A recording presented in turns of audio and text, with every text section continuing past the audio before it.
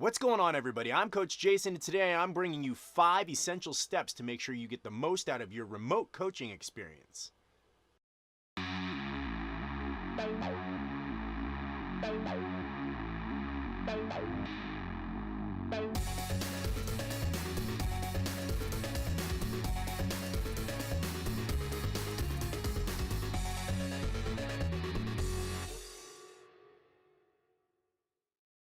Okay, so you've decided to hire a remote coach, whether it's me, somebody I'm associated with, or somebody entirely different. Today I'm going to give you 5 essential steps to make sure that you get the most out of your remote coaching experience. I find that people miss the boat on this a lot. You're investing a tremendous amount of time, energy, effort, and emotion into getting the most out of your remote coaching experience and out of your fitness experience in general. So you have some responsibilities as the trainee or as the athlete to make sure that you get as much as you can out of this. Because ultimately, this is one of those experiences where it doesn't matter what the coach does, even if the best motivating coach and the best programming in the world, if you don't actually divine out of this experience what you need to, you might find yourself, on the receiving end of what you perceive to be a bad experience. And that's something that you can actually curb yourself.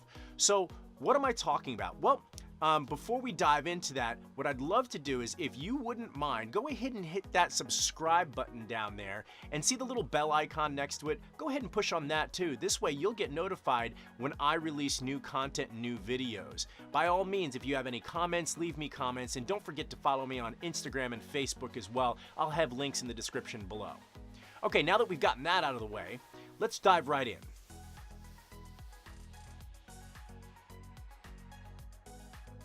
Step 1, start by reviewing the feedback that your coach gave you from your previous workout. Now, it doesn't matter if you're working with somebody who's giving you video feedback or just verbal feedback on programming or nutrition or whatever it is. It's really important that before you go into your next workout that you review the information from the previous workout. I can't tell you how many times that I've found myself giving the same exact advice, the same exact form corrections or cues repeatedly over and over to the same person. And when I drill down and talk to them in person, I come to find out that they're not actually looking at the feedback that I've been providing for them. And that's a big problem, because the idea is that I'm trying to move this person along a path of refinement.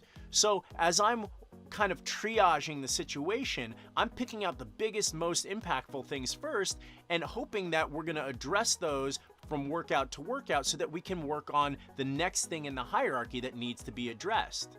And this is how we really gain mastery through a remote coaching experience. But that's very dependent on you as the trainee, looking back at your previous videos, and if I'm giving you form feedback and video breakdown, looking at the notes that I've put in there, and walking into your next workout session and taking that information that I gave you previously and locking that into your brain as one of your objectives for the day.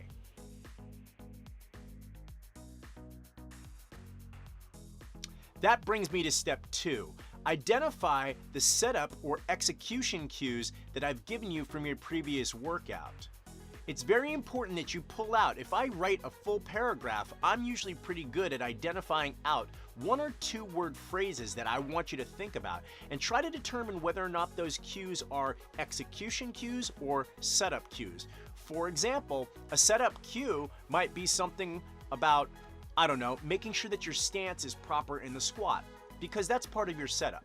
And once that's established, during the squat, your feet should not be moving, so you no longer have to think about that. I may also layer in a second cue in your previous workout to say that you need to make sure that you're breaking parallel in your squat depth. And that's something that you would think about as you're cycling through your reps, as you're executing the reps. But the concept there is that we've already addressed the setup component, which I put in a 1 or 2 word phrase, which is wider stance, narrower stance. And once that's done, the trainee can stop thinking about it and now move on to the next step, which is thinking about what is the execution cue.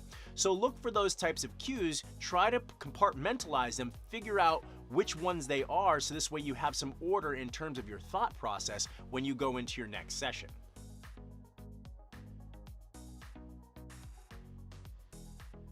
Now that brings me to step number 3.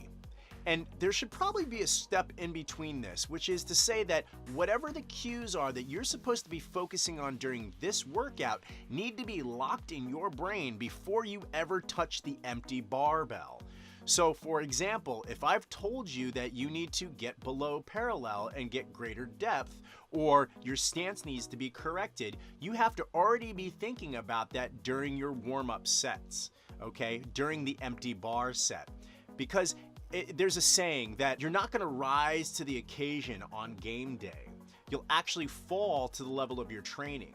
So for example, here, game day would be the brand new heavy load that you've never experienced today that you're supposed to hit for your target set for today.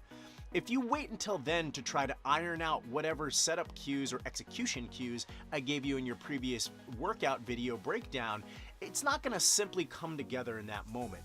It's gotta be something that you practice time and time again, and that's what we're using our warm-up partially for. There'll be another video about what the warm-up is for and how to execute your warm-up. But understand, a big component of warming up is taking that information from your previous workout and committing it to memory before you ever touch the empty bar. And as you're gradually increasing the load on the bar, for example, with a squat, every single time you approach that bar, that thought is in your head, and then you're going to review back to see whether or not you've actually executed what you were set out to do.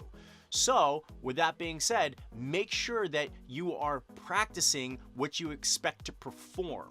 Kind of a next step to that during this third step here is deciding which cues you're supposed to be focusing on and making sure that you're thinking about those cues at the right time.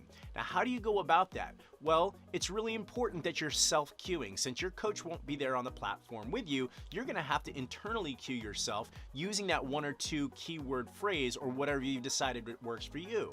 The timing at which you say it is extremely important. For example, like we've been talking about to this point, if your stance is something that needs to be addressed, before you ever put your shoulders underneath the bar to unrack it, you might say to yourself, 1 inch wider. And then this way, when you step out and set your stance, you can look down and see if you've actually accomplished that.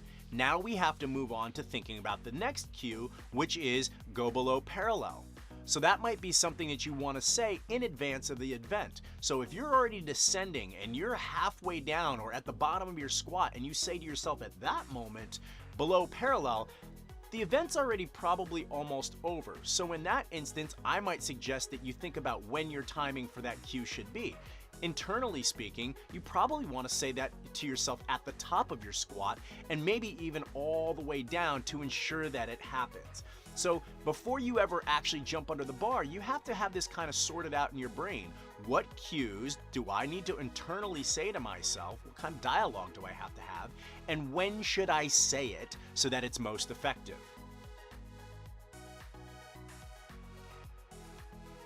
Step number 4 is probably one of the most useful things that you can do in absence of a qualified coach on the platform with you. Videoing yourself even during your warm-ups on the way to your work weight. If I was there as your coach on the platform and you took the empty bar out of the rack, I wouldn't wait until that heavy bar was on your back to start giving you feedback. I would give you feedback in the moment, exactly when it was happening. Now that can't necessarily happen for you, except for you can kind of assess what's going on as you're moving and make some corrections. But a great way to actually get some feedback in between reps, like a coach would do when you're in between sets, is to video yourself, and then after the work set or the warm-up set is done, quickly review the video and see if what you were supposed to be doing, whether it be an execution or a setup cue, was actually accomplished. And if it isn't, immediately address it. Because we don't want you to go through your entire warm-up thinking that you've gotten the thing done when in fact we actually haven't fixed it. Because when that heavy weight gets on your back, there's very little chance that it's actually suddenly going to click. So evaluate along the way using your smartphone. Prop it up in the corner, the same place where your coach would be standing, because chances are that's the best viewing angle. Put your weight on the bar, quickly go over and review the video from the previous set and see if you in fact checked the box. And if you did, great. If not, make sure you see it on that video next time when you come back after your set has been completed and you're reviewing again.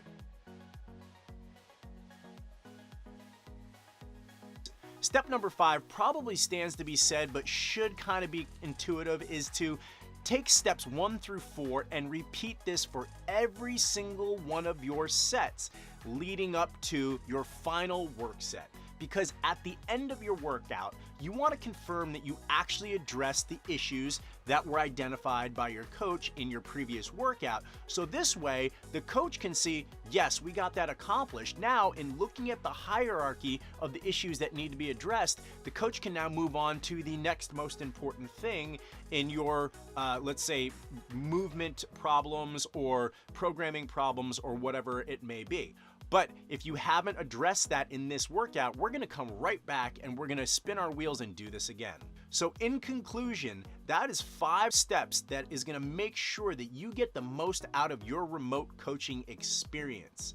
And you know, not every coach does things the same way. I'm really speaking for how I deal with my remote coaching clients. I've got a handful of them now. I've done this for quite some time, and I'm just trying to make this video an effort to help you speed up your learning curve, get more value out of everything that you're investing in this coaching experience, whether it's money, time, emotional effort, etc., and to make sure that you get the best possible results.